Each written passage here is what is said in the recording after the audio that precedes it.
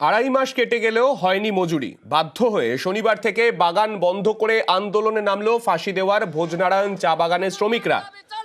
আমাদের সঙ্গে রয়েছেন আমাদের প্রতিনিধি বিশ্বজিৎ, এই অচলাবস্থার কারণ কি?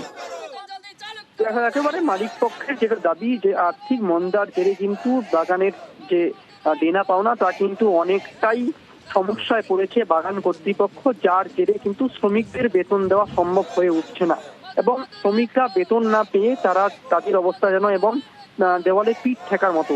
তারা দীর্ঘদিন ধরে মালিক পক্ষের কাছে দাবি জানাচ্ছে যে তাদের যে মজুরি, আড়াই মাসের মজুরি, তা যেন দ্রুত দেওয়া হোক এবং তা না হলে তারা কিন্তু আগামী দিনে তাদের যে পথ চলা এবং তাদের যে সংসার জীবনযাপন তাও কিন্তু কঠিন হয়ে উঠছে।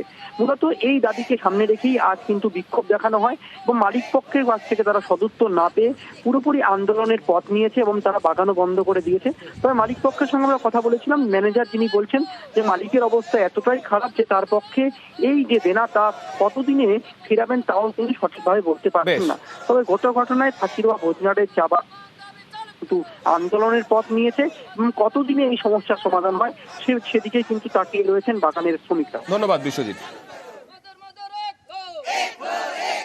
हम लोग को 2 महीना से पेमेंट नहीं दिया है और हम लोग का कोई भी मांगदा अभी तो कभी मिला नहीं है। 2 महीना से पेमेंट भी नहीं दे रहा है, इसलिए आज से हम लोग हड़ताल कर रहा है।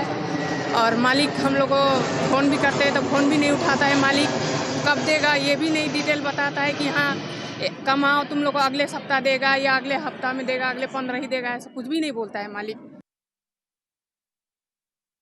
हम लोग मालिक को बार बार हम लोग मैसेज दिया कि अगर आपको बागान चलाने में असुविधा है तो कोई अच्छा मालिक को बेच दो, लेकिन इतना लेबर को खिलवाड़ मत करो। अभी हम लोग एक ठो निर्णय लिया है, एक तो वो बागान बेच दे, नहीं तो आप आज से हम लोग मालिक को यहाँ पर घुसने नहीं देगा और जिस समय पत्ती का टाइम है वो सब लेबर ही तोड़ के लेबर ही बेचेगा।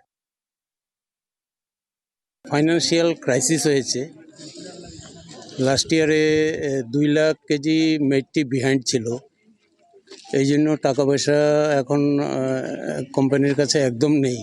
চেষ্টা করছে জোগাড় করার, কিন্তু এইবারও ফেল করেছে, জোগাড় করতে পারেনি। তো এখন আমাদের কাছে সঠিক নেই যে কবে টাকাটা জোগাড় হবে।